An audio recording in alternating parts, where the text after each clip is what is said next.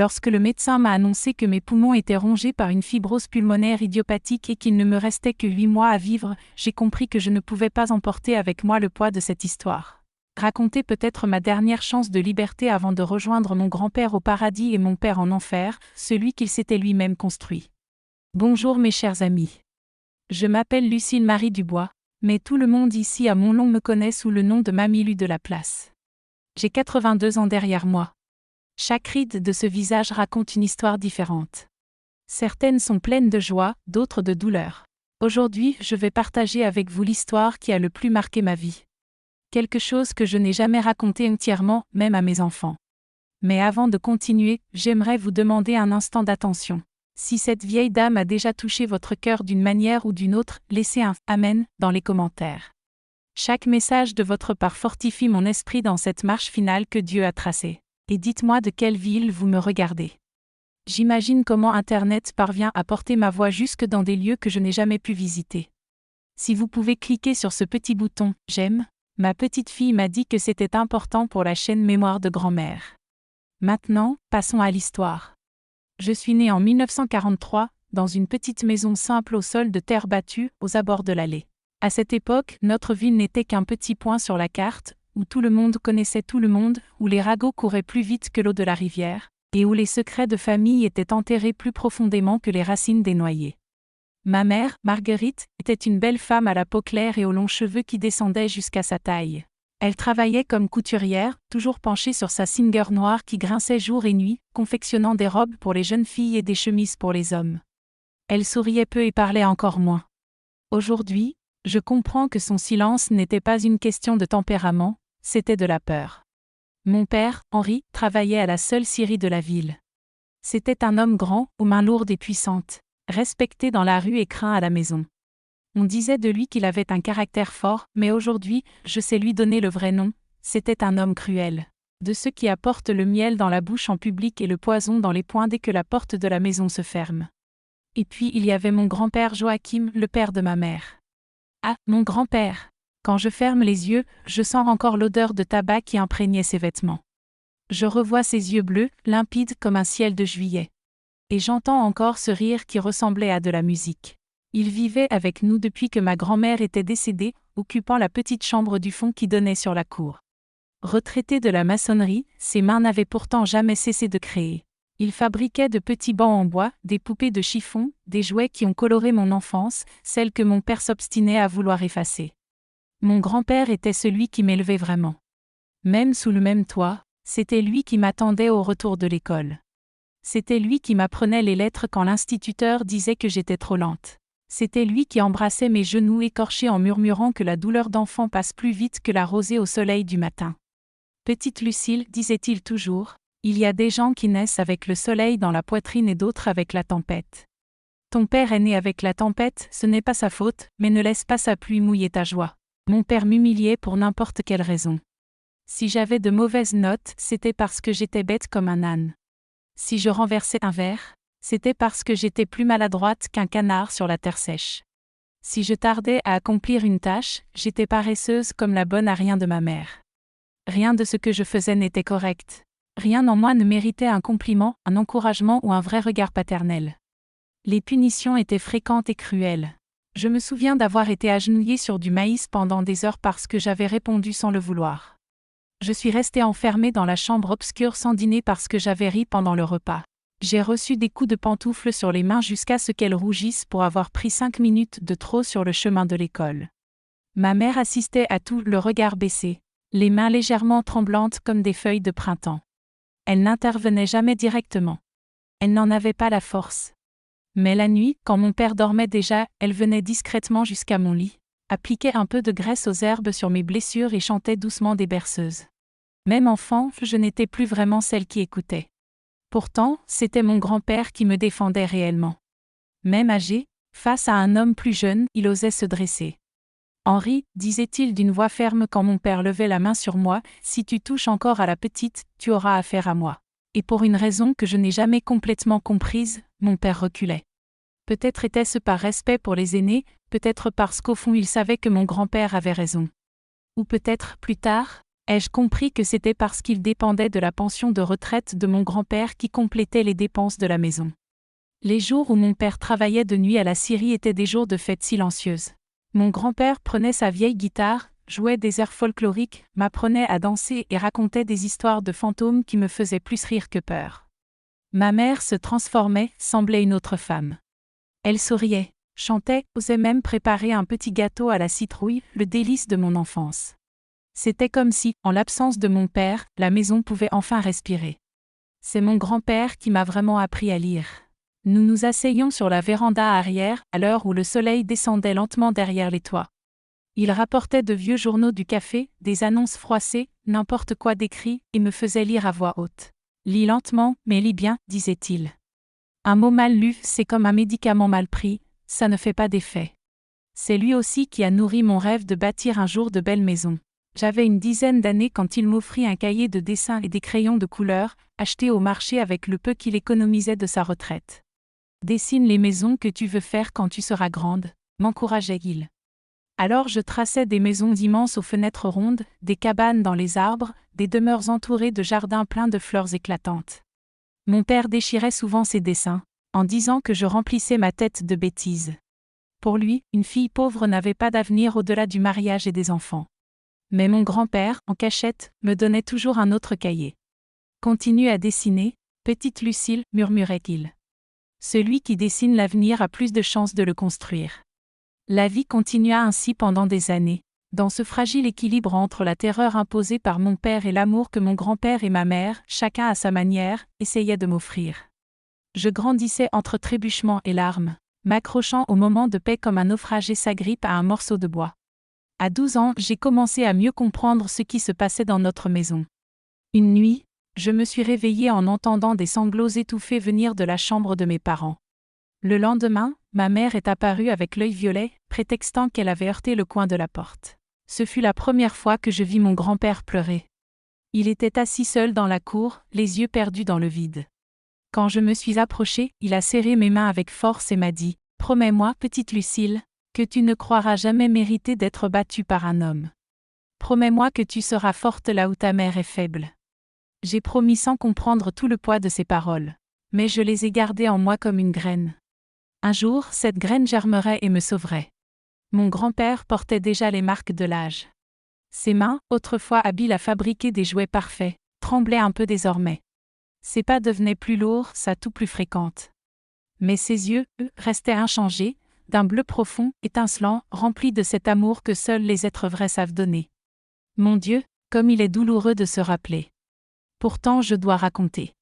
Si en lisant ces mots vous avez encore un grand-père ou une grand-mère près de vous, allez les embrasser aujourd'hui même. Dites-leur que vous les aimez. Écoutez encore une fois leurs vieilles histoires. Gravez dans votre mémoire cette odeur de personne âgée, cette voix lente et unique. Car quand ils partent, ils emportent un morceau de nous qui ne revient jamais. Je revois comme si c'était hier le dernier conseil qu'il m'a donné. J'avais 14 ans. C'était un dimanche matin. Nous étions assis sur le banc, sous le guéyavier, dans la cour. Il a pris ma main, m'a regardé droit dans les yeux et m'a dit « Petite Lucille, beaucoup te diront que tu ne peux pas, que tu n'y arriveras pas, que les rêves des pauvres ne se réalisent pas à ce point et ne les crois pas. Ta tête est faite pour penser, pas pour se baisser. Tes pieds sont faits pour marcher, pas pour s'agenouiller. Et ton cœur est fait pour aimer, mais aussi pour lutter. N'oublie jamais ça. » 2 semaines plus tard, par un matin de juin glacé comme seuls certains coins de France savent l'être, mon grand-père ne s'est pas réveillé. Il dormait comme toujours, sur le côté, un léger sourire aux lèvres, comme s'il faisait un beau rêve. Et il n'est simplement plus revenu.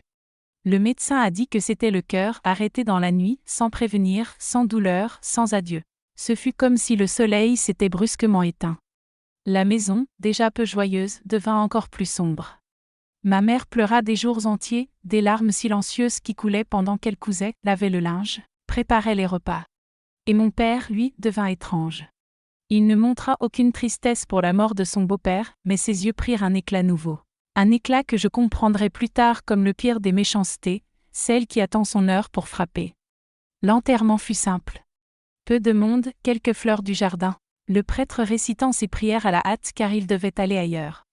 Nous sommes rentrés en silence. Et ce jour-là, justement le jour où nous avons enterré mon grand-père, le monstre qui vivait en mon père montra enfin ses griffes. Mais cela, je vais le raconter dans un moment. Si vous êtes arrivé jusqu'ici, je vous demande de laisser un commentaire, courage mamie Lucille, pour que je sente votre soutien dans ces derniers mois de ma vie. Que Dieu nous accompagne toujours. Et si vous pouvez partager ce récit avec quelqu'un qui a lui aussi eu un grand-père exceptionnel, je vous en serai profondément reconnaissante. Que Dieu vous garde, mes chers amis. Que Notre-Dame étende sur vous son manteau protecteur. Cet après-midi-là, en revenant du cimetière, la maison paraissait plus déserte encore que d'habitude. La petite pièce du fond, sans la guitare de grand-père appuyée au mur, sans son odeur de tabac, sans son souffle, ressemblait à une plaie vive que je n'osais pas affronter. Maman s'était retirée tôt en disant qu'elle avait mal à la tête. En réalité, je crois qu'elle ne supportait plus de rester dans le salon, face à la chaise vide où mon grand-père s'asseyait chaque soir pour écouter la radio. Je suis restée dans la cuisine à laver les tasses du café servi après l'enterrement. Mes larmes tombaient sans bruit dans l'eau de l'évier pendant que j'essayais de comprendre comment le monde pouvait encore tourner sans mon grand-père. Dehors, la nuit tombait vite comme toujours en hiver. Ce mois de juin 195 paraissait plus glacial que tous ceux que j'avais connus. C'est alors que j'ai entendu les pas de mon père entrer dans la cuisine. Il était passé au café après l'enterrement, et ma mère n'avait même pas tenté de l'en empêcher. À l'odeur âcre d'eau de vie et à sa démarche lourde, j'ai compris qu'il avait bu bien plus qu'à l'ordinaire. « Où est ta mère » demanda-t-il d'une voix pâteuse. « Elle est allée se coucher. Elle a mal à la tête » ai-je répondu sans me retourner, continuant à frotter la vaisselle et priant en silence pour qu'il monte se coucher lui aussi. Je l'ai senti s'approcher. L'odeur d'alcool s'est faite plus forte, mêlée à la sueur et à la cigarette. Un mélange qui, des décennies plus tard encore, me soulève le cœur rien qu'en y pensant. « Tu sais quoi, Lucille » dit-il en se rapprochant si près que son souffle chaufferolait ma nuque. Fini la comédie du grand-père protecteur. Il n'est plus là. Maintenant, c'est moi qui décide dans cette maison. Je suis restée figée, l'assiette glissant entre mes doigts tremblants. Il y avait dans sa voix un signal de danger qui m'a dressé les sens comme une bête aux aguets. Je termine ça et je vais me coucher, ai-je murmuré en tentant de paraître calme, même si mon cœur battait si fort qu'il menaçait d'éclater. C'est alors que sa main lourde a agrippé mon bras avec violence, me forçant à me retourner. « Tu ne vas nulle part » a-t-il dit. Dans ses yeux, j'ai vu quelque chose d'inédit. Ce n'était plus seulement la colère habituelle. C'était autre chose, une noirceur qui m'a glacé le sang. J'ai toujours voulu te donner une leçon. Le vieux s'en mêlait, répétait que tu n'étais qu'une enfant. Mais regarde-toi, tu n'es plus si enfant que ça. Son regard a balayé mon corps d'adolescente de haut en bas, d'une manière qui m'a fait souhaiter disparaître et m'a sali rien qu'à être vue. « Lâche-moi, papa » ai-je supplié d'une voix trop faible à mon goût. Sa réponse a été de serrer mon bras plus fort encore, me tirant dans le couloir vers la chambre qui avait été celle de mon grand-père. J'ai tenté de résister, j'ai essayé de me dégager, mais c'était comme lutter contre un mur. Il était trop puissant. J'étais trop frêle. « Personne ne viendra te sauver maintenant, Lucille » a-t-il murmuré en me traînant. Le vieux est parti. Ta mère est trop faible pour faire quoi que ce soit. Il n'y a plus que toi et moi. Ce qui s'est passé dans cette chambre, la même où mon grand-père avait rendu son dernier souffle quelques nuits plus tôt, je ne l'ai jamais raconté en détail à personne. Et je ne le ferai pas aujourd'hui non plus. Il y a des fardeaux qu'une femme porte seule. Des douleurs que même les mots échouent à contenir. Je peux seulement dire que cette nuit-là, alors que la lune se cachait derrière les nuages comme pour ne pas voir, mon père a brisé ce qu'il restait de mon enfance. Il a pris ce qui ne lui appartenait pas. Il a souillé des souvenirs qui auraient dû rester sacrés. Il a transformé le sanctuaire d'amour et de sécurité qu'était la chambre de mon grand-père en décor de mon pire cauchemar. Je me revois, fixant la fenêtre pendant que cela se produisait, cherchant entre les rideaux élimés un morceau de ciel, une étoile, un signe que Dieu ou grand-père me regardait. Mais cette nuit-là, le ciel était trop sombre. Même les étoiles refusaient d'être témoins. Quand ce fut fini, il est sorti sans un mot, me laissant recroquevillé dans un coin comme un animal blessé. J'ai entendu ses pas lourds s'éloigner dans le couloir, puis les portes s'ouvrir et se refermer, et le silence retomber. Je suis restée là je ne sais combien de temps, minutes, heures. Le temps n'avait plus de sens. La douleur de mon corps se mêlait à une douleur plus profonde encore, une blessure de l'âme dont je savais, même dans mon innocence encore intacte, qu'elle ne guérirait jamais complètement. À un moment, j'ai trouvé la force de me lever. Je suis allée titubant jusqu'à la petite salle de bain du fond et je me suis lavée à l'eau glacée, frottant ma peau jusqu'à ce qu'elle devienne rouge dans une tentative désespérée d'effacer l'horreur. Je pleurais en silence, mordant ma lèvre pour ne pas crier, sentant le goût du sang se mêler au sel de mes larmes. Je n'ai pas eu le courage de retourner dans ma chambre, juste à côté de celle de mes parents. Je me suis enroulée dans une vieille couverture sur le canapé du salon, tremblant sans savoir si c'était de froid ou de peur, répétant toutes les prières que mon grand-père m'avait apprises et suppliant que tout cela ne soit qu'un mauvais rêve, que le jour se lève et l'efface.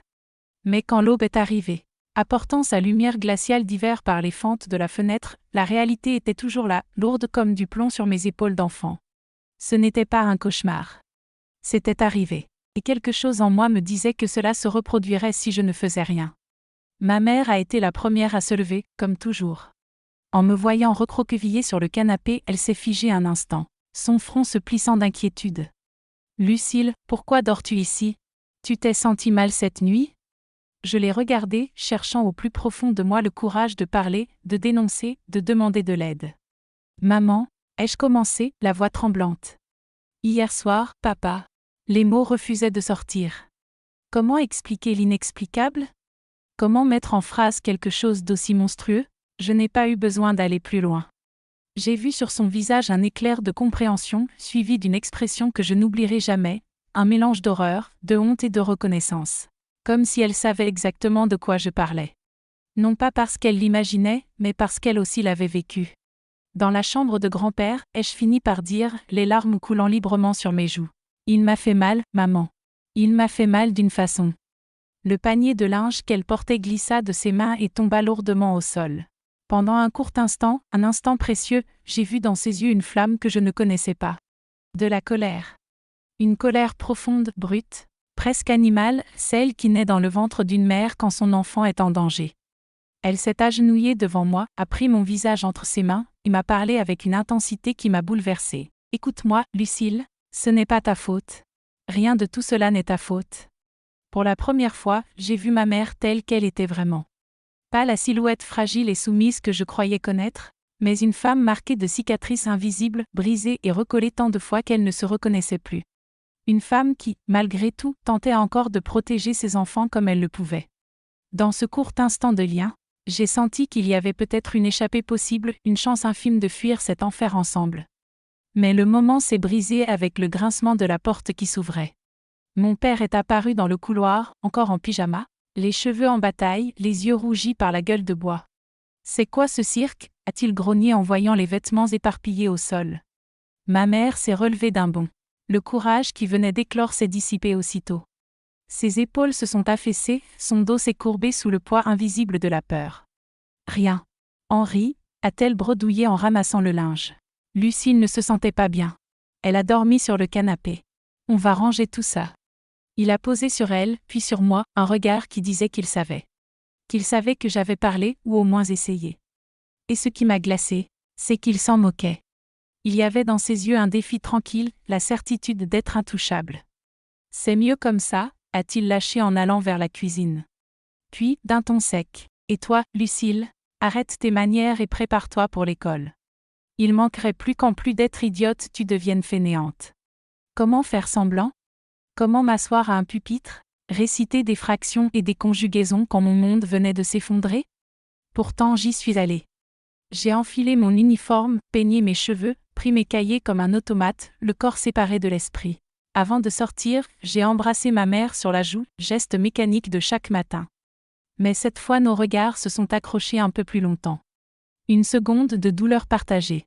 Une seconde où j'ai vu dans ses yeux une honte muette, une demande de pardon pour n'avoir pas pu mieux me défendre.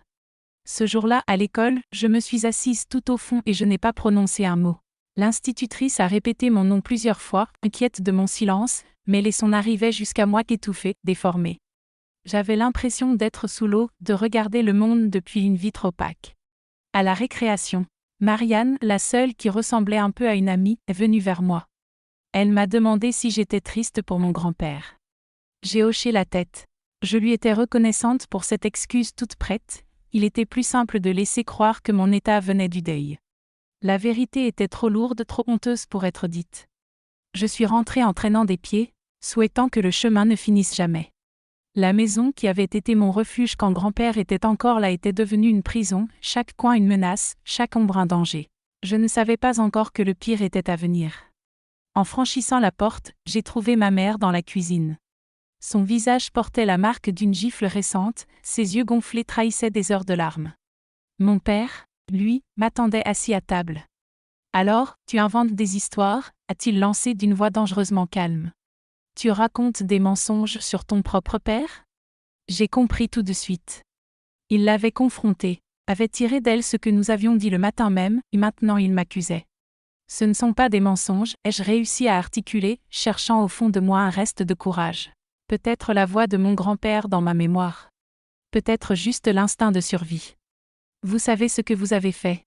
La gifle est venue si vite que je n'ai pas vu sa main bouger. Juste l'impact, la brûlure sur ma joue, le goût du sang parce que sa bague avait ouvert ma lèvre. Henri, s'il te plaît, a supplié ma mère en se mettant entre nous. Elle n'est qu'une enfant. Elle est bouleversée par la mort de mon père. Elle ne sait pas ce qu'elle dit. Écarte-toi, Marguerite, a-t-il grogné en la poussant si fort qu'elle a heurté le poêle. Celle-là a besoin d'apprendre qui commande ici. Je ne décrirai pas en détail ce qui a suivi. Certaines choses restent trop douloureuses même après des décennies. Je peux seulement dire que j'ai passé 3 jours enfermée dans la petite chambre du fond, l'ancienne chambre de mon grand-père. Une gamelle de nourriture par jour, un seau pour mes besoins. J'entendais ma mère pleurer derrière la porte, supplier qu'il me laisse sortir, mais il restait inflexible. Dans ces 3 jours de confinement, dans ce lieu qui avait été mon sanctuaire et était devenu le théâtre de l'horreur, quelque chose s'est cassé en moi et autre chose est née. La petite fille terrorisée a cédé la place à une autre Lucille. Une qui comprenait que survivre ne signifiait pas seulement endurer, mais commencer à planifier, repérer les failles, croire qu'un jour une sortie apparaîtrait. Le 3e jour, quand il a ouvert la porte en souriant devant mon visage sale et mes yeux gonflés, quelque chose dans mon regard a dû trahir ce changement. Il a froncé les sourcils, surpris. « Tu as appris ta leçon » a-t-il demandé en bloquant l'entrée de son corps massif. « Oui, papa » ai-je répondu, tête baissée, cachant ce qui bouillonnait en moi. J'avais appris, oui. Pas la soumission qu'il espérait, pas la normalisation de l'abus. J'avais appris qu'il fallait survivre à tout prix, jusqu'à trouver la sortie. J'avais compris qu'il fallait parfois faire semblant de plier pour que le prédateur baisse la garde. J'avais compris qu'un jour, d'une façon ou d'une autre, la justice finirait par tomber, même s'il fallait attendre des années. Ce que je n'imaginais pas, c'est que l'attente serait plus courte que prévu. Pendant que je vivais cet enfer enfermé dans la chambre du fond, ma mère, que j'avais toujours crue faible et soumise, préparait en silence notre libération. Les jours qui suivirent ressemblaient à une marche sur des éclats de verre. Chaque pas exigeait une vigilance totale, la conscience qu'un faux geste pouvait ouvrir de nouvelles blessures. La maison où j'étais née et avait grandi n'était plus qu'une prison sans barreaux mais aux murs bien réels. Je retournais à l'école mais je n'étais plus la même Lucille. La fillette qui levait la main pour répondre, qui dessinait des maisons colorées dans les marges, qui osait encore un sourire timide, avait disparu. Il ne restait qu'une ombre silencieuse, assise au fond de la classe, les yeux rivés sur son cahier, fuyant les regards par peur qu'on lise à travers eux et qu'on découvre son secret.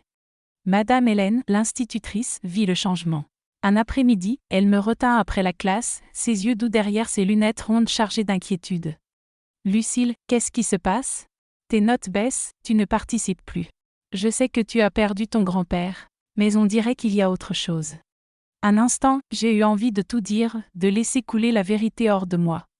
Mais le souvenir des 3 jours enfermés, des menaces de mon père, m'a coupé net. « Je suis juste fatiguée, madame » ai-je murmuré en fixant le plancher usé. Avec la mort de grand-père, il y a plus de travail à la maison. Ce n'était pas vraiment un mensonge. Mon père avait décidé que si je voulais être une femme, je devais tout assumer, tâches domestiques, aide à ma mère qui passait ses soirées à coudre pour compléter les revenus après la perte de la pension de grand-père. Madame Hélène ne sembla pas convaincue, mais n'insista pas. Elle posa simplement la main sur mon épaule. « Si tu as besoin de parler, je suis là. » J'ai hoché la tête, sachant que je ne le ferais jamais. Certaines choses sont trop lourdes, trop honteuses pour être dites à voix haute. À la maison, je perfectionnais mon système de survie. J'apprenais à lire les signes du danger, la façon dont mon père claquait la porte en rentrant, le nombre de bouteilles vides dans l'évier, le ton avec lequel il m'appelait. J'apprenais à disparaître quand il le fallait, à me cacher dans les recoins, à caler une chaise contre la porte avant de dormir. Maman et moi parlions rarement de cette nuit après l'enterrement de grand-père, ni de ce qui se passait encore quand il rentrait ivre et me cherchait au milieu de la nuit. C'était une conspiration silencieuse entre nous, un accord tacite. Prononcer les mots rendrait l'horreur plus réelle, plus insupportable. Parfois, quand il s'endormait enfin, elle glissait dans ma chambre. Elle s'asseyait au bord du lit, passait sa main dans mes cheveux mouillés de larmes et murmurait « Un jour, ça s'arrêtera, ma fille. Un jour, nous partirons. » Je voulais la croire, j'y voulais croire qu'un futur existait au-delà de ces murs, au-delà de la peur qui nous collait à la peau. Mais les jours devenaient des semaines, les semaines des mois, et l'espoir se réduisait comme l'eau en plein été. En septembre, presque 3 mois après la mort de mon grand-père, tout bascula encore. Un après-midi, en rentrant de l'école, je trouvai ma mère dans la cuisine, le visage enfoui dans ses mains, les épaules secouées de sanglots muets. « Qu'est-ce qu'il y a, maman ?» demandai-je en déposant mes cahiers, le cœur déjà crispé par la peur.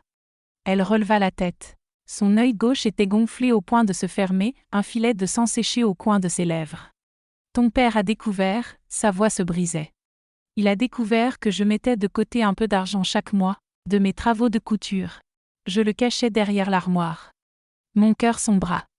Je compris aussitôt ce que cela signifiait, c'était notre sortie, notre seule chance de fuir.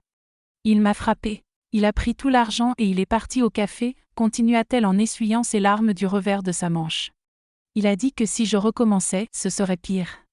Une colère noire monta en moi, si forte que je peinais à respirer. Ce n'était pas nouveau, cette rage existait depuis des années, comme une mauvaise herbe envahissant chaque recoin de mon cœur. Mais en voyant le visage brisé de ma mère, ses mains tremblantes, cette colère devint plus sombre, plus dangereuse.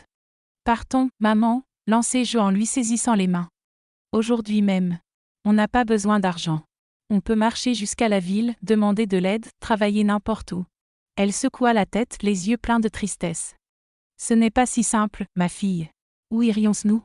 Qui accueillerait une femme et une enfant sans ressources ? Ton père nous retrouverait. Il connaît du monde, même dans la police. Ce serait encore pire. » Ces paroles me frappèrent comme une gifle. Elle avait raison. Dans la France d'alors, une femme qui quittait son mari portait la honte sur le front. Les portes se fermaient, les langues jugeaient, la loi favorisait toujours le mari, le père, le maître de maison. C'était une cage qui retenait non seulement le corps, mais aussi l'âme et l'avenir. « Alors, on va rester ici pour toujours ?» demandai-je, la gorge serrée. « On va le laisser continuer jusqu'à ce que, je ne finis pas ma phrase. » Elle savait. « Non, pas pour toujours. » Sa voix avait pris un ton inhabituel, presque dur. « J'ai un autre plan. Mais cela prendrait du temps, me dit-elle, et nous devions être prudentes. » Il ne pouvait rien soupçonner. Elle ne m'en dit pas plus ce jour-là. Peut-être craignait-elle que si j'en savais trop, je laisse échapper quelque chose. Peut-être voulait-elle me protéger de la responsabilité de ce savoir. Quelle qu'en soit la raison, je respectai son silence, accrochant enfin mes doigts à ce mince fil d'espoir. Dans les semaines suivantes, de petits changements apparurent chez ma mère. Elle sortait plus souvent pour livrer ses coutures, s'attardant parfois plus longtemps que d'habitude. Elle fréquenta l'église plus régulièrement, pas seulement le dimanche, mais aussi pour les neuvaines en semaine. Et de manière étrange, elle se montrait excessivement attentionnée envers mon père, préparant ses plats préférés, louant son travail, se montrant douce et soumise, même lorsqu'il rentrait ivre et agressif. Au début, je me sentis trahie. Comment pouvait-elle sourire à celui qui nous infligeait tant de mal ? Comment pouvait-elle le servir alors qu'elle savait ce qu'il me faisait les nuits où l'alcool libérait ses monstres ? Une nuit, je ne pus retenir ma curiosité et ma révolte. Alors que nous lavions la vaisselle ensemble, mon père déjà endormi dans son état d'ivresse, je lui lançai « Pourquoi êtes-vous si gentille avec lui ?» Le reproche était palpable dans ma voix. Elle regarda autour d'elle, vérifiant que nous étions seuls, puis s'inclina si bas que je dus me pencher pour entendre. « Parfois, ma fille, il faut faire croire au loup que nous sommes des agneaux pour qu'il baisse sa garde. N'oublie jamais cela. » Ces mots, prononcés avec une intensité contenue, résonnèrent dans ma tête pendant des jours. Quelle stratégie ourdissait-elle ? Quel plan nécessitait une telle mise en scène ? Octobre arriva, avec ses pluies qui transformaient les rues de terre en bourbier. Le toit de notre maison, vieux et fragile, commença à fuir à plusieurs endroits, formant des flaques sur le sol du salon. Mon père se plaignait sans cesse, promettant de réparer le week-end suivant. Mais l'argent destiné aux tuiles disparaissait invariablement dans une bouteille d'eau-de-vie au café de Petit Louis. L'école devint difficile. Même en essayant de rester attentive, mes pensées revenaient sans cesse à la maison, à la peur, à ce plan secret de ma mère. Mes notes, déjà faibles, chutèrent encore. Madame Hélène me rappela avec sérieux. « Lucille, si tu continues comme ça, tu vas redoubler. Je sais que tu traverses des moments difficiles à la maison, mais l'éducation est ta seule chance d'un avenir meilleur. » Ces mots résonnèrent en moi comme l'écho des conseils de mon grand-père. L'éducation est ta seule chance. Combien de fois me l'avait-il répété, assis sur la véranda, m'apprenant à lire les vieux journaux? Cette nuit-là, au bord de mon lit, je me promis que peu importe ce qui arriverait, je ne laisserai jamais tomber mes études. C'était le seul héritage véritable que mon grand-père m'avait légué, l'amour de la connaissance et la conviction que les livres pouvaient ouvrir des portes que même le plus fort des hommes ne pouvait verrouiller. Avec ce nouvel objectif, je profitais de chaque absence de mon père pour étudier, mémoriser des formules, pratiquer l'écriture, m'accrocher à chaque minute de calme. Ce n'était pas facile, mes pensées s'embrouillaient, la peur drainait mon attention. Mais je persévérais, obstiné comme les petites plantes qui percent les fissures du béton. Ce fut à la mi-novembre, un vendredi particulièrement chaud pour la saison, que je sentis qu'un événement important allait se produire. Ma mère était agitée depuis le matin, vérifiant l'horloge de la cuisine toutes les quelques minutes, arrangeant et réarrangeant des objets dans la maison avec une précision presque obsessionnelle. « Vous sortez, maman ?» demandai-je, intriguée par son comportement étrange. « Non » répondit-elle simplement, continuant de plier et replier la même nappe, « mais ton père va sortir. Ce sont les jours de paye à la scierie. » Les jours de paye étaient toujours les plus redoutés. Mon père recevait son salaire, filait directement au café et revenait dans un état lamentable, souvent violent. L'argent qui devait subvenir aux besoins de la famille disparaissant presque entièrement dans l'alcool. Vers 18h, il arriva enfin, l'enveloppe de paye glissée dans la poche de sa chemise usée, l'odeur de sueur et d'alcool imprégnant ses vêtements, sa peau et ses cheveux. Il semblait de bonne humeur, ayant reçu un supplément pour les heures supplémentaires, et parlait déjà avec animation de dépenser une partie de l'argent pour une nouvelle radio. L'homme mérite une récompense pour son travail acharné, disait-il en comptant les billets sur la table de la cuisine. Je vais passer au café de Louis pour fêter ça et demain, nous irons en ville pour voir cette radio. Ma mère se contentait de sourire et d'acquiescer, servant le dîner qu'elle avait préparé avec un soin particulier, un poulet rôti doré, rare et précieux, et même un flan au lait pour le dessert. Elle avait mis sa seule belle robe et un peu de rouge à lèvres claires. « Quelle occasion spéciale ?» demanda mon père, méfiant mais satisfait. « Aucune » répondit ma mère avec un sourire, utilisant les mêmes mots qu'elle avait prononcés des mois auparavant. « J'ai juste pensé que vous méritiez un bon dîner après tant de travail. » Un frisson me parcourut la colonne vertébrale.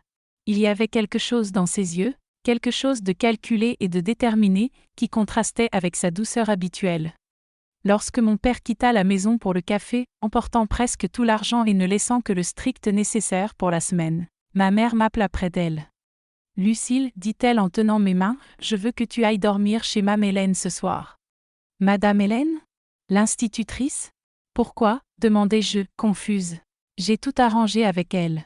Tu diras que tu dois aller t'occuper d'une tante malade en ville et que je ne voulais pas te laisser seule avec ton père. Elle comprend la situation sans que j'aie besoin d'expliquer davantage. » Mon cœur battait à tout rompre. Ce n'était pas normal. Ma mère ne m'avait jamais envoyé dormir ailleurs, même dans les pires nuits. Que allait-elle faire ? Elle détourna le regard un instant, respira profondément, puis me fixa avec une intensité que je voyais rarement. « Moins tu en sauras, mieux ce sera pour toi, ma fille. Mais sache une chose, demain, quand le soleil se lèvera, notre vie sera différente. La promesse que je t'ai faite qu'un jour tout cela finirait se réalisera plus tôt que nous l'imaginions. » Je voulais poser des questions, insister pour connaître les détails, comprendre le plan qu'elle mijotait depuis des mois. Mais il y avait une détermination dans ses yeux qui me fit reculer. Elle devait agir seule. « Tu me fais confiance ?» demanda-t-elle, serrant mes mains entre les siennes. « Je vous fais confiance » répondis-je sans hésiter. Et cette fois, je le pensais vraiment. Malgré tout ce que nous avions traversé, malgré les fois où elle n'avait pas pu me protéger entièrement, je savais au fond de moi que ma mère m'aimait plus que sa propre vie. Je pris un petit baluchon contenant le strict nécessaire pour passer la nuit dehors, un change de vêtements, une brosse à dents, le petit chapelet qui avait appartenu à mon grand-père. Je déposai un baiser sur le front de ma mère avant de sortir. Elle me serra plus fort que d'habitude, comme si elle voulait retenir la sensation de mon corps contre le sien. « Demain, ma fille, chuchota-t-elle à mon oreille. Demain, nous recommençons. » Alors que je marchais dans la rue de terre en direction de la maison de Mme Hélène, j'avais l'étrange impression que je faisais mes adieux à quelque chose, non seulement à cette maison, à cette vie de peur, mais aussi à une version de moi-même et de ma mère. Ce que je ne savais pas, c'est qu'en effet, rien ne serait comme avant lorsque le soleil se lèverait le lendemain. Mais pas pour les raisons que j'imaginais, ni de la manière que ma mère avait planifiée. La vie, comme j'ai eu l'occasion de l'apprendre à maintes reprises au cours de mes 82 ans, suit parfois son propre cours, indépendamment de nos plans les plus soigneusement établis. Parfois, le miracle que nous espérons tant arrive déguisé en tragédie. Parfois, la délivrance se présente par des chemins que nous n'aurions jamais choisis nous-mêmes. Et c'est exactement ce qui se produisit cette nuit de novembre 1957, lorsque le destin intervint enfin en notre faveur, offrant un miracle inattendu par la main du hasard ou, comme j'aime à le croire, par celle de mon grand-père qui continuait à veiller sur sa petite-fille, même depuis l'autre côté de la vie. Je me réveillai le lendemain matin au son de coups forts frappés contre la porte de la chambre où Mame Hélène m'avait installée. Le soleil venait à peine de se lever, et une lumière pâle filtrait par la fenêtre. Pendant un instant, je fus désorientée, incapable de reconnaître l'endroit où je me trouvais. « Lucille, réveille-toi !» La voix urgente de mon institutrice me ramena à la réalité. « Il y a quelqu'un qui te cherche. » Ma première pensée fut de pure terreur. Mon père avait découvert le plan, quel qu'il fût, et venait me chercher. Je bondis du lit, le cœur battant si fort que j'avais mal. Mais lorsque j'ouvris la porte, ce n'était pas mon père qui se tenait là. C'était le brigadier Moreau, le seul policier de notre petit commissariat, en uniforme complet et expression grave. À côté de lui, Mame Hélène me regardait avec un mélange de compassion et d'inquiétude qui me glaça le sang. « Qu'est-ce qu'il y a ?» demandai-je, la voix fine, presque inaudible. « C'est ma mère ?» Le brigadier s'agenouilla pour se mettre à ma hauteur. Un geste qui, au milieu de cette confusion, me sembla d'une étrange douceur venant d'un homme que tous craignaient pour sa rigidité. « Lucille, dit-il, la voix plus douce que je ne l'avais jamais entendue, il y a eu un accident dans ta maison cette nuit. Un incendie. » Un incendie ? Les mots ne prenaient aucun sens immédiat. Notre maison, simple et ancienne en bois, n'avait jamais eu de problème de feu. Ma mère avait toujours été extrêmement prudente avec le fourneau à bois et les bougies quand l'électricité faisait défaut. Ma mère, parvins-je à dire, la gorge serrée, à peine capable de prononcer un son. Où est ma mère ? Je vis l'échange de regards entre le brigadier et Mame Hélène, ce type de communication silencieuse que les adultes utilisent pour décider comment annoncer une nouvelle terrible à un enfant. « Ta mère va bien ?» répondit-il finalement, et je sentis mes jambes fléchir de soulagement. Elle est à l'hôpital municipal avec quelques blessures légères, inhalation de fumée, mais rien de grave. « Et mon père ?» demandai-je, bien que quelque chose en moi pressentit déjà la réponse. Un autre silence, plus long cette fois. « Ton père n'a pas réussi à sortir à temps, dit finalement le brigadier. Quand les voisins ont vu le feu et sont venus aider, la chambre où il dormait était déjà complètement envahie par les flammes. Je suis désolée, Lucille. Je ne savais pas exactement ce que je ressentais à ce moment-là. Ce n'était pas de la joie. Je ne me serais jamais permis de ressentir de la joie pour la mort de quelqu'un, même de quelqu'un qui m'avait infligé tant de souffrances. Ce n'était pas exactement de la tristesse non plus. C'était quelque chose de plus complexe, un mélange de choc, de soulagement, de culpabilité de ressentir ce soulagement, et de peur de ce qui allait suivre.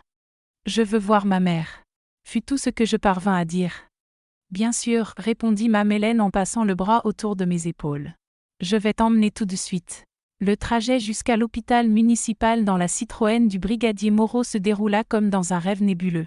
Je me souviens des chaos de la route de terre, de l'odeur de cigarettes imprégnée dans le siège de cuir fondu, des voix des adultes qui parlaient devant moi, des mots épars que mon esprit confus essayait de rassembler en un sens cohérent. Lampe à pétrole renversée, trop ivre pour se réveiller avec l'odeur de fumée. Les voisins ont entendu des cris, mais heureusement, la petite n'était pas à la maison. L'hôpital était un bâtiment bas en briques apparentes, avec un grand crucifix à l'entrée.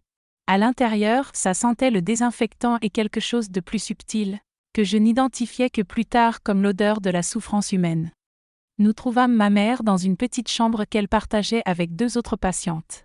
Lorsqu'elle me vit, ses yeux se remplirent de larmes. Je courus vers elle et l'embrassai, remarquant les pansements sur ses bras, les traces de suie autour de ses narines et l'odeur de fumée encore imprégnée dans ses cheveux. « Ma fille » chuchota-t-elle en me serrant contre sa poitrine avec une force surprenante pour quelqu'un dans cet état. « Grâce à Dieu, tu vas bien. » Nous restâmes ainsi longtemps, enlacés sans un mot. Il y avait tant de choses à dire, tant de questions à poser, mais à cet instant, le simple fait d'être vivante, d'être ensemble, semblait un miracle suffisant. Lorsque nous nous séparâmes enfin, je vis que le brigadier Moreau était resté à la porte, observant nos retrouvailles avec une expression difficile à déchiffrer. Madame Hélène s'était assise dans un coin, discrètement essuyant ses yeux avec un mouchoir. « Madame Marguerite, dit le brigadier en s'approchant du lit, je sais que vous êtes encore en convalescence, mais j'ai besoin de vous poser quelques questions au sujet de l'incendie. » Ma mère acquiesça, le visage prenant une expression sereine, presque résignée. « D'après ce que nous avons pu comprendre jusqu'à présent, votre mari est arrivé du café vers minuit, assez alcoolisé. Vous confirmez ? » « Oui, répondit ma mère, la voix rauque à cause de la fumée inhalée. Il avait reçu la paix de la Syrie et était allé fêter au café, comme il le faisait tous les mois. »« Et vous étiez seule à la maison ? La petite était déjà chez l'institutrice ? » ?»« Oui. J'ai demandé à Lucille de passer la nuit dehors parce qu'Henri devenait plus difficile les nuits où il revenait après la paix. » Elle hésita un instant, me lançant un bref regard. Le brigadier acquiesça, comme s'il comprenait parfaitement ce qu'elle voulait dire sans avoir besoin de détails sordides. « Et comment l'incendie a-t-il commencé d'après vos souvenirs ? » Ma mère détourna le regard, le fixant sur la fenêtre où un morceau de ciel bleu apparaissait. Henri était si ivre qu'il arrivait à peine à tenir debout, commença-t-elle lentement, comme si elle revivait chaque instant dans sa mémoire. Je l'ai aidé à se coucher. Je lui ai enlevé ses chaussures. Il avait renversé une bouteille d'eau-de-vie sur le sol de la chambre. Tout était trempé. J'ai allumé une lampe à pétrole parce que la lumière était coupée, comme cela arrive toujours quand il pleut fort. Je l'ai posée sur la table de chevet et je suis allée à la cuisine chercher un chiffon pour nettoyer le sol. Elle s'arrêta, respirant profondément, comme si les mots suivants étaient particulièrement difficiles à prononcer. Quand je suis revenue dans la chambre, la lampe était tombée sur le lit. Je ne sais pas si c'est lui qui l'a heurtée en se retournant ou si c'est le vent par la fenêtre que j'avais laissée ouverte. Je sais seulement que, quand j'ai vu le feu, il se répandait déjà sur le matelas, les rideaux. J'ai essayé d'éteindre, je jure que j'ai essayé. J'ai jeté de l'eau, j'ai battu avec le tapis, j'ai appelé Henri pour qu'il m'aide, mais il ne se réveillait pas. Sa voix faiblit un instant, et pendant un moment, j'eus peur qu'elle pleure. Mais quand elle releva le visage, ses yeux étaient secs, déterminés. Quand j'ai vu que je ne pourrais pas contrôler le feu, j'ai couru dehors pour demander de l'aide aux voisins. Monsieur Jérôme a essayé d'entrer pour sauver Henri, mais les flammes avaient déjà envahi toute la chambre. Il n'y avait plus rien à faire. Le brigadier nota tout dans son petit carnet, acquiesçant de temps à autre. Quand elle eut terminé, il ferma le carnet et le rangea dans sa poche. Bon, tout indique que c'était un accident tragique, conclut-il, surtout si l'on considère l'historique de votre mari avec l'alcool. Je ne doute pas que le rapport des pompiers de Moulins confirmera cette version lorsqu'ils termineront l'expertise. Quelque chose dans ce « je ne doute pas » me fit regarder plus attentivement le visage du brigadier. Il y avait dans ses paroles une compréhension implicite, une acceptation presque commode de l'histoire. Ce ne fut que de nombreuses années plus tard, alors que j'étais déjà adulte et que le brigadier Moreau avait pris sa retraite, qu'il me confessa lors d'une rencontre fortuite à la messe du dimanche qu'il n'avait jamais complètement cru à l'histoire de la lampe à pétrole renversée. Il m'avoua avoir remarqué des marques suspectes laissant penser que le feu aurait pu commencer à plusieurs endroits dans la maison, et qu'il trouvait étrange que ma mère m'ait envoyé passer la nuit dehors justement ce soir-là. Mais tu sais, Lucille, me dit-il à cette occasion, des décennies plus tard, à cette époque, il n'y avait pas de loi contre la violence conjugale. Il n'y avait pas de commissariat spécialisé pour les femmes. Ce qu'il y avait, c'était des hommes comme ton père qui battaient leurs épouses et leurs filles, buvaient tout l'argent de la maison, et personne ne faisait rien. Parfois, la justice doit venir par des chemins tortueux, quand les chemins droits sont bloqués. Mais ce jour-là, à l'hôpital en 1957, j'étais seulement une petite fille confuse, essayant de comprendre ce qui s'était vraiment passé, ce que ma mère avait fait ou n'avait pas fait, et ce qui allait advenir de nous à partir de ce moment. « Je vais préparer la documentation nécessaire, » dit le brigadier avant de partir. « Vous allez avoir besoin d'un certificat de décès pour résoudre les questions de pension à la Syrie. Votre mari travaillait en règle, donc vous avez droit à une pension. » Le mot pension ouvrait devant nous des possibilités que nous n'avions jamais considérées comme réelles. De l'argent qui viendrait chaque mois, qui serait nôtre, que personne ne dépenserait en alcool ou en jeu. Après le départ du brigadier et de Madame Hélène, nous restâmes seuls dans la chambre. Les autres patientes avaient été emmenées pour des examens, nous offrant un rare moment d'intimité. « Maman » commençai-je en hésitant, la voix si basse qu'elle en était presque un murmure, « qu'est-ce qui s'est vraiment passé hier soir ?» Elle tint ma main avec force, ses yeux plongés dans les miens avec une intensité que je voyais rarement. « Exactement ce que j'ai raconté au brigadier » répondit-elle, la voix ferme malgré l'enrouement. Un accident terrible, une tragédie qui aurait pu être évitée si ton père ne buvait pas autant. Une lampe à pétrole renversée au mauvais endroit, au mauvais moment. Il y avait quelque chose dans son regard, une demande silencieuse pour que j'accepte cette version, pour que je ne questionne jamais, ne doute jamais, ne cherche jamais une vérité différente. Et maintenant, qu'est-ce qui va devenir de nous ? Demandai-je, changeant de sujet, respectant cette demande non verbalisée. Son expression s'adoucit, un petit sourire apparut sur ses lèvres.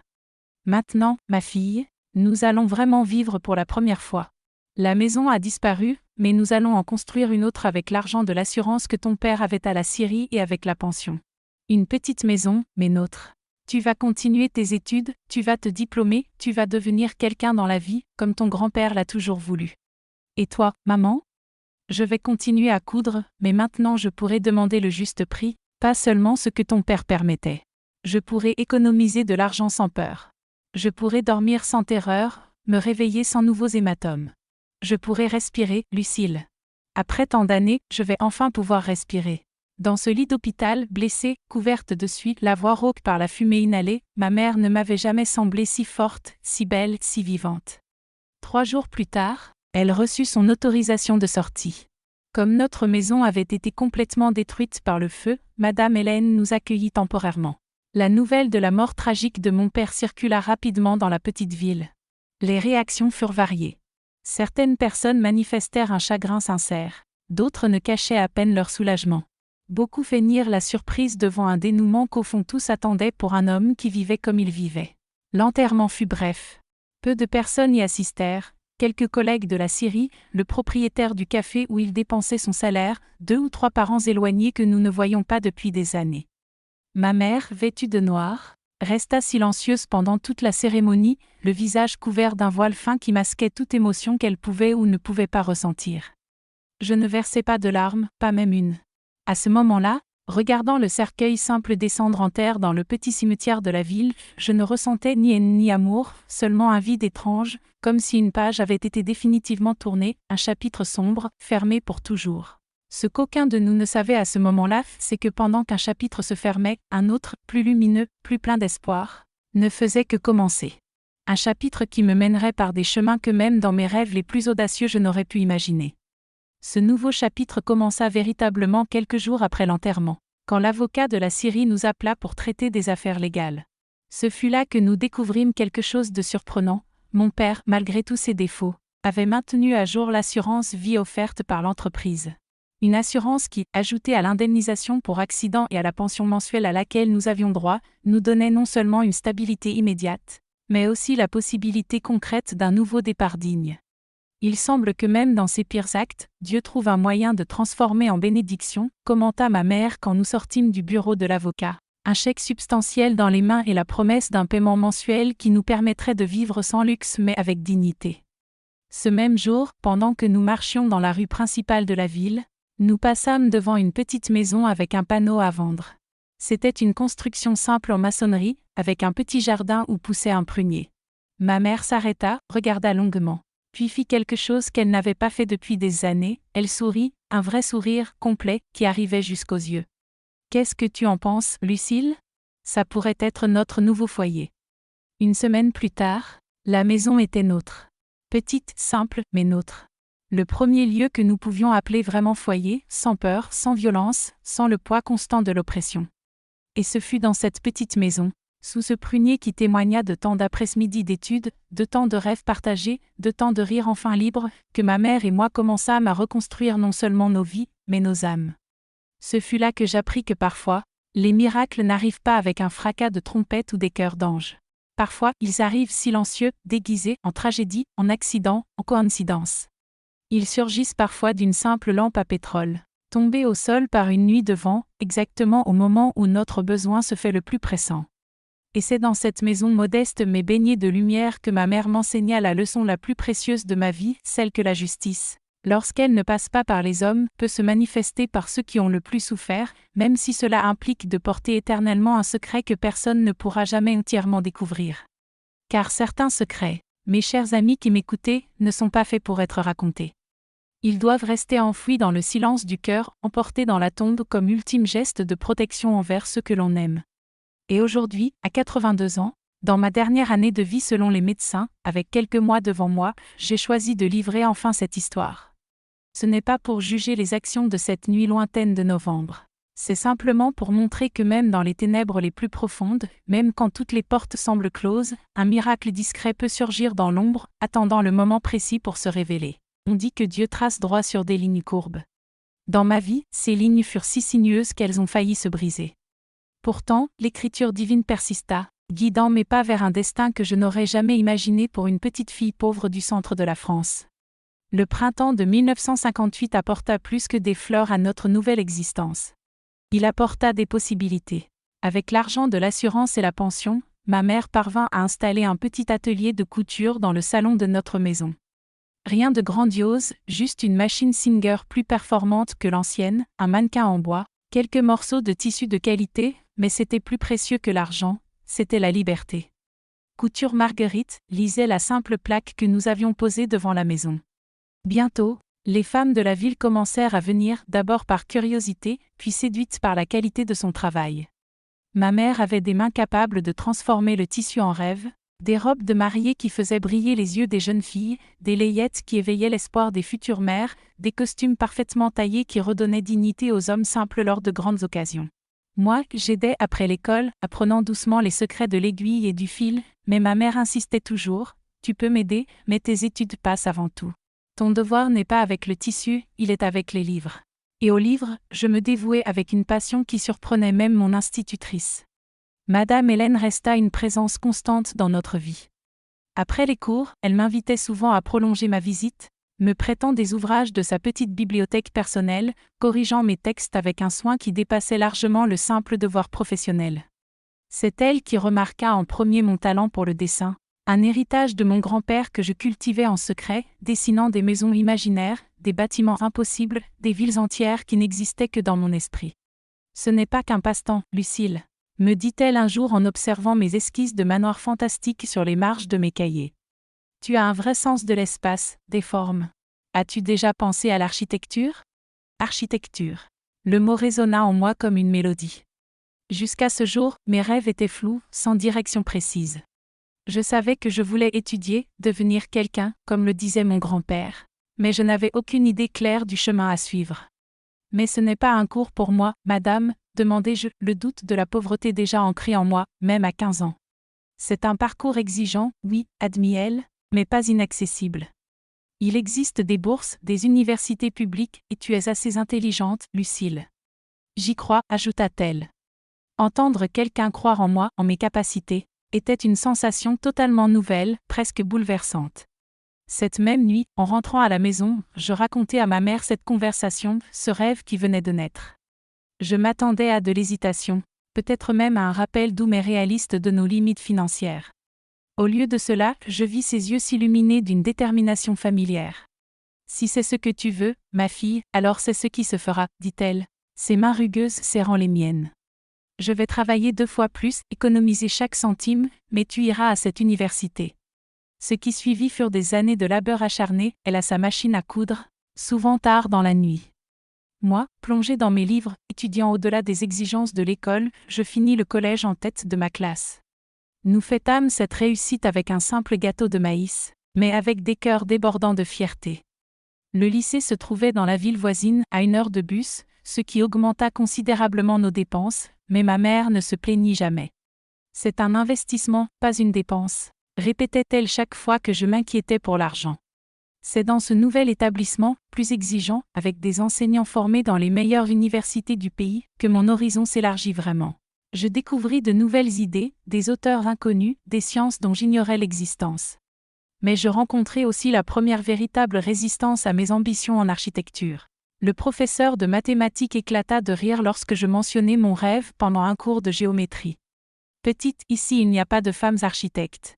C'est un métier d'homme. Pourquoi ne pas choisir quelque chose de plus approprié, comme institutrice ou infirmière ?» Ces paroles me frappèrent comme une gifle, ravivant le souvenir de mon père et de son insistance que ma place c'était dans la cuisine, pas dans les livres. Un instant, la peur ancienne revint, cette sensation de ne pas appartenir. Puis je me rappelai de la promesse faite à mon grand-père sous le prunier des années auparavant, ne jamais laisser quelqu'un me dicter ce que je ne pouvais pas accomplir. Je me souvenais aussi des mots de ma mère la nuit de l'incendie. Nous allons vraiment vivre, avais-je entendu dans sa voix ce soir-là. Avec tout le respect, professeur, répondis-je, plus ferme que je ne l'aurais cru possible. S'il n'existe pas de femme architecte ici, alors je serai la première. La salle demeura silencieuse. Quelques camarades rirent discrètement, d'autres me dévisagèrent avec étonnement. Mais dans les yeux de certaines filles, je perçus un éclat différent, un mélange d'admiration et peut-être d'espoir. Le professeur, surpris, ne se mit pas en colère. Après le cours, il me prit à part et dit doucement, « Sois consciente, tu devras surpasser tous les hommes de la classe. 2 fois plus que n'importe lequel. C'est injuste, mais c'est la réalité. » Au lieu de m'abattre, ces mots attisèrent une flamme encore plus vive en moi. Je me plongeai dans les mathématiques et la physique avec une concentration presque obsessionnelle. Je commençai à passer mes week-ends à la bibliothèque municipale, dévorant des ouvrages sur l'histoire de l'architecture, sur les grandes constructions du monde, sur les principes fondamentaux de l'ingénierie. C'est aussi à cette période que la religion prit une place plus importante dans ma vie. Notre ville était profondément catholique et je fréquentais la messe dominicale avec ma mère plus par habitude que par conviction. Mais après tout ce que nous avions traversé, après le miracle qui nous avait sauvés, je ressentais le besoin d'un lien plus intime avec ma foi. Il y avait une petite chapelle près de chez nous où l'abbé Antoine, un prêtre âgé, disait la messe les mardis et jeudis après-midi. Je commençais à assister à ces offices plus calmes, attiré par la sérénité du lieu, par la possibilité de parler à Dieu sans le tumulte d'une église pleine. L'abbé remarqua ma présence régulière et, un jour après la messe, m'invita à une conversation. C'était un homme simple, aux mains rugueuses comme celles de mon grand-père, aux yeux bleus fanés par le temps, et avec une sagesse née non des livres, mais de sa vie dure avant l'appel au sacerdoce. « Que cherches-tu avec tant d'ardeur, mon enfant ?» me demanda-t-il. « La compréhension, mon père, répondis-je avec sincérité. Je veux comprendre pourquoi Dieu permet tant de souffrances pour ensuite offrir la délivrance de manière si inattendue. » Il sourit, comme s'il reconnaissait dans mes mots quelque chose de très précis. Dieu ne crée pas la souffrance. Ma fille. Il ne fait que tisser le bien à partir des fils tordus que nous, humains, formons par nos choix, entre le bien et le mal. Ces paroles touchèrent quelque chose de profond en moi. Dans les semaines et les mois qui suivirent, je retournai souvent converser avec lui. Je ne racontais jamais explicitement les violences de mon père, l'incendie suspect, ni les secrets que ma mère et moi portions. Mais entre les lignes de nos discussions sur la foi, le pardon et la justice divine, j'avais le sentiment qu'il comprenait. C'est lui qui me donna ma première Bible personnelle, une petite édition à couverture noire que je garde encore aujourd'hui, les pages marquées par mes annotations d'adolescente. C'est encore lui qui m'enseigna à prier, non pas seulement par des mots appris, mais avec le cœur. La vraie foi, me disait-il, ce n'est pas croire que Dieu fera tout comme nous le voulons. C'est avoir confiance qu'il sera toujours là, guidant, soutenant et transformant même les pires situations en occasion de grandir. Cette approche plus profonde de la spiritualité m'aida à surmonter les traumatismes passés, à pardonner non parce que c'était justifiable, mais parce que le pardon était nécessaire pour ma propre liberté, pour avancer sans être alourdi par la haine. En 1961, à 18 ans, je passai l'examen d'entrée à la faculté d'architecture et d'urbanisme de l'Université de Lyon. C'était un rêve presque irréalisable pour une fille de l'intérieur, fille de couturière, sans relation ni ressources pour des cours préparatoires. Le jour de l'examen, ma mère se leva avant l'aube pour préparer un petit déjeuner nourrissant. « Pour donner à ton cerveau un peu de carburant », dit-elle en disposant sur la table un gâteau de maïs, du pain fait maison, des fruits, un repas simple mais offert avec tant d'amour que je fus émue. Avant de partir, elle me tendit quelque chose emballé dans un mouchoir de soie, le seul objet de valeur qu'elle possédait, un souvenir de sa jeunesse. « Qu'est-ce que c'est, maman ?» demandai-je en déballant le paquet. C'était une médaille de Saint Joseph, le saint patron des travailleurs, des foyers, des pères, celui que mon grand-père invoquait toujours dans ses prières. Elle me dit doucement, les yeux brillants malgré les larmes qu'elle retenait, « Cette médaille appartenait à ton grand-père. Il disait que Saint Joseph le protégeait au travail et lui donnait de la force dans les moments difficiles. Je veux que tu l'aies aujourd'hui, pour qu'il soit là, d'une façon ou d'une autre, dans ce moment important. » Je glissai la médaille à l'intérieur de mon chemisier, sentant le métal froid contre ma peau comme une promesse silencieuse, un lien avec l'homme qui avait cru en moi avant même que je sache ce que cela signifiait. L'examen fut exigeant et épuisant, testant autant la connaissance que l'endurance mentale. En sortant, je n'étais pas sûre du résultat. Je savais seulement que j'avais tout donné, affronté chaque question avec la détermination de quelqu'un qui sent que c'est peut-être sa seule chance. Les semaines d'attente furent interminables. Ma mère feignait le calme mais allumait plus de bougies, priait plus que d'habitude, jetait des regards anxieux vers la poste à chaque passage du facteur. Lorsqu'enfin la lettre de l'université arriva, mes mains tremblaient à tel point que j'avais du mal à ouvrir l'enveloppe. Ma mère était là, aussi nerveuse que moi, mais essayant de rester forte comme elle l'avait toujours fait. « Quoi qu'il arrive, ma fille, » dit-elle en serrant ma main, « si ce n'est pas cette fois, nous réessayerons l'année prochaine. » Mais cette fois, c'était la bonne. Les mots « admise » et « classée » sautèrent du papier comme un cri de triomphe. Non seulement j'avais réussi, mais mon classement me garantissait une place en cours du matin, le plus prisé. Ma mère laissa échapper un cri qui dut se répercuter dans tout le quartier. Elle me serra si fort que nous manquâmes de tomber, puis nous nous mîmes à danser dans le salon, riant et pleurant à la fois, effrayant même le chat qui dormait sur le canapé. « Ton grand-père voit ça du ciel » murmura-t-elle entre ses larmes de joie. « Il est fier de sa petite fille. » Ce soir-là, nous fîmes quelque chose que nous n'avions jamais fait auparavant. Nous sortîmes dîner, pas dans un restaurant chic, notre ville n'en avait pas, mais dans la seule brasserie de la place centrale. Nous commandâmes le plat le plus cher de la carte, un steak frit que nous partageâmes, accompagné d'un Coca-Cola glacé, un luxe rare à l'époque. « À la future architecte de la famille », dit ma mère en levant son verre de soda, les yeux étincelants de fierté. « À la meilleure mère du monde », répondis-je, avalant le nœud dans ma gorge, reconnaissante de tout ce qu'elle avait fait pour me permettre d'arriver jusqu'ici. Mais le plus grand défi restait à venir. La faculté était à Lyon, à presque 400 km de notre petite ville. Déménager dans la capitale demanderait de l'argent que nous n'avions pas et une séparation dont nous n'avions jamais fait l'expérience. « Comment allons-nous faire, maman ?» demandai-je cette nuit-là, l'euphorie laissant place aux réalités pratiques.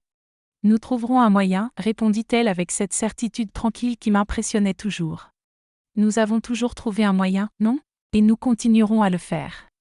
Dans les mois qui suivirent, ma mère redoubla d'efforts dans l'atelier, acceptant davantage de commandes et cousant jusqu'au petit matin.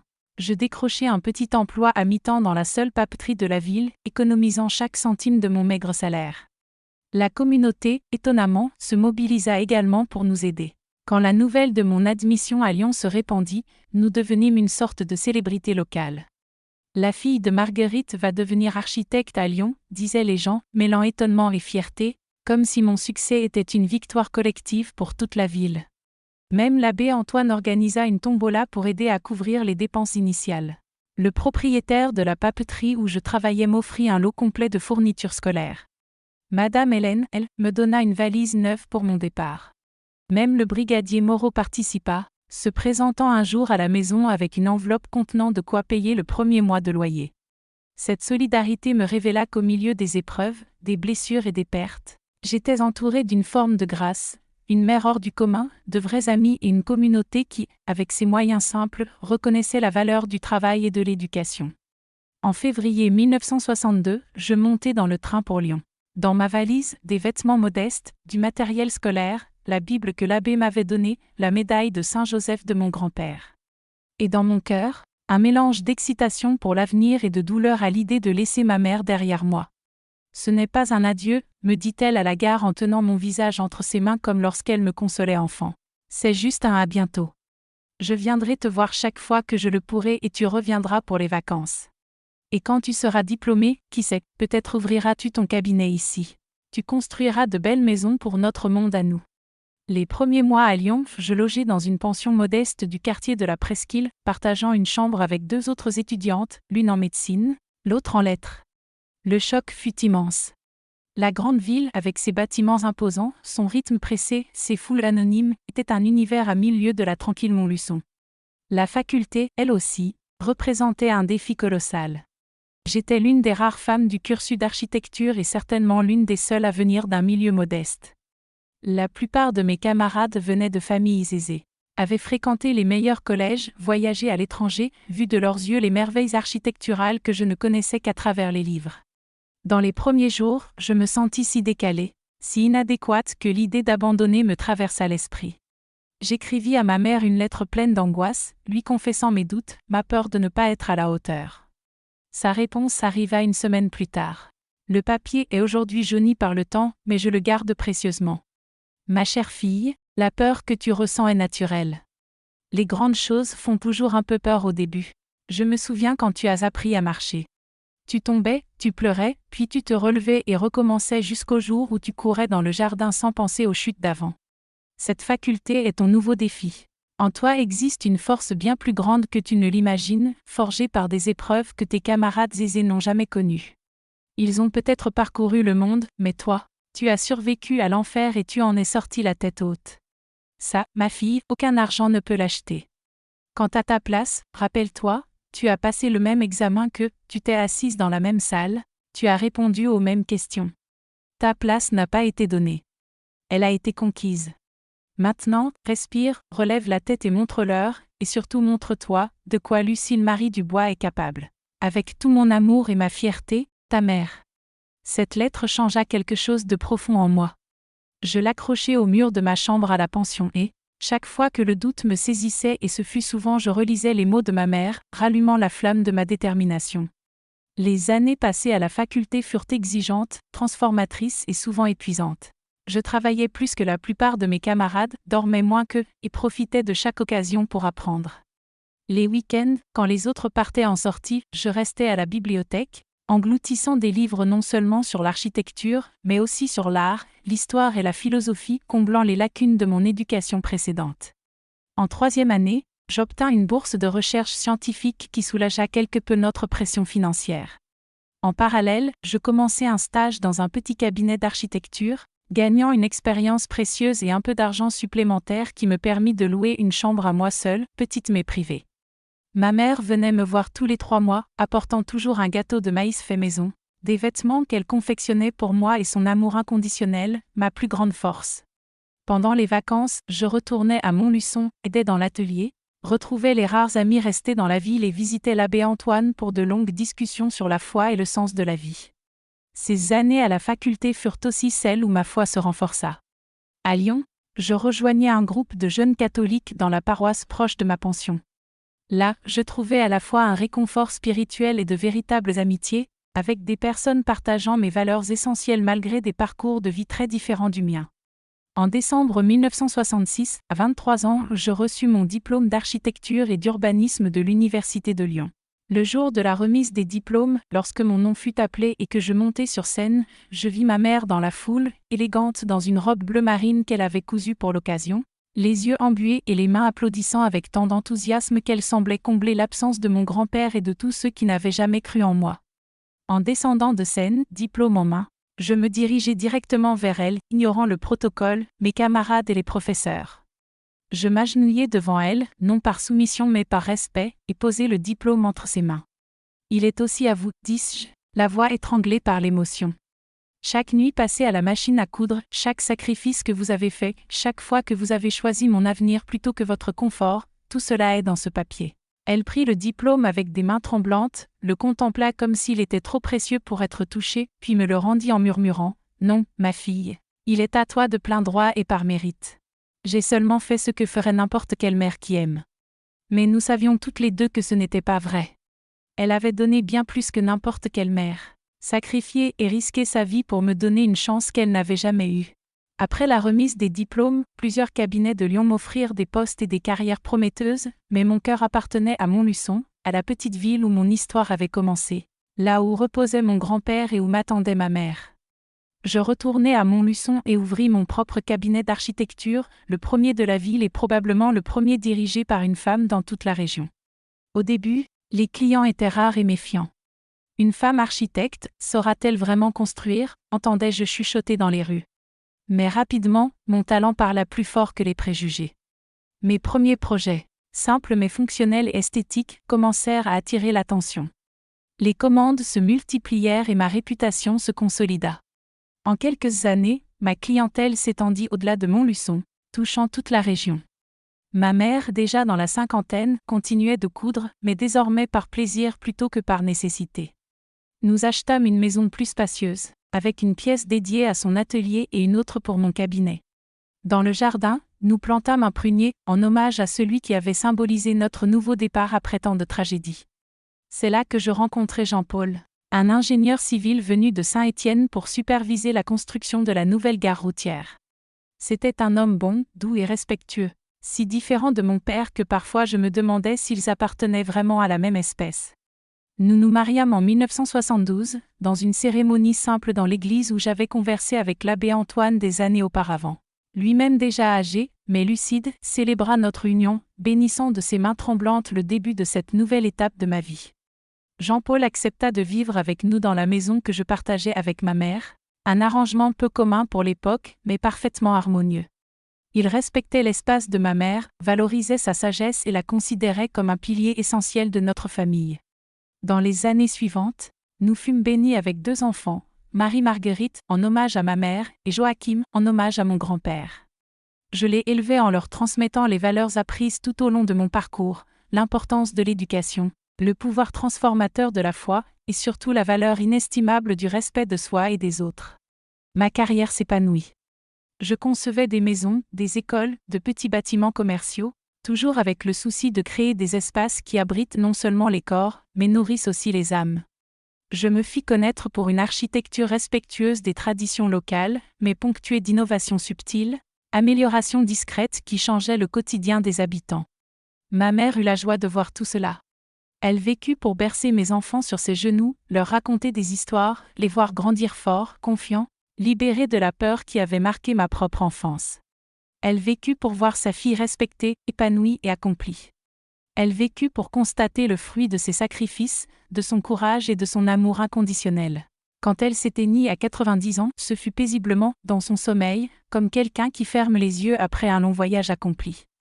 À ses funérailles, toute la ville se rassembla, non par obligation sociale, mais par respect sincère pour cette femme simple qui, avec aiguille et fil, n'avait pas seulement cousu des vêtements, mais aussi réparé des destins. Aujourd'hui, à 82 ans, le même âge que ma mère lorsqu'elle découvrit que le cancer la consumait. Je regarde le chemin parcouru et je vois un parcours semé d'obstacles, de détours inattendus et de précipices en embuscade, mais qui a toujours avancé et trouvé la lumière, même dans les ténèbres les plus profondes. Et si aujourd'hui, avec seulement quelques mois devant moi selon les médecins, j'ai choisi de confier enfin mon histoire, ce n'est ni pour susciter la pitié ni pour demander pardon. C'est pour rappeler à celles et ceux qui m'écoutent, surtout aux femmes, que même dans les situations qui paraissent sans issue, il existe toujours un passage, un recommencement possible, une chance de redessiner son propre destin. Si en ce moment vous traversez l'épreuve, sachez que vous n'êtes pas seul. Si vous vivez votre enfer personnel, sachez qu'il y a de la lumière derrière les flammes. Si vous sentez que le poids de la vie est trop lourd, rappelez-vous que Dieu ne confie jamais un fardeau au-delà de nos forces.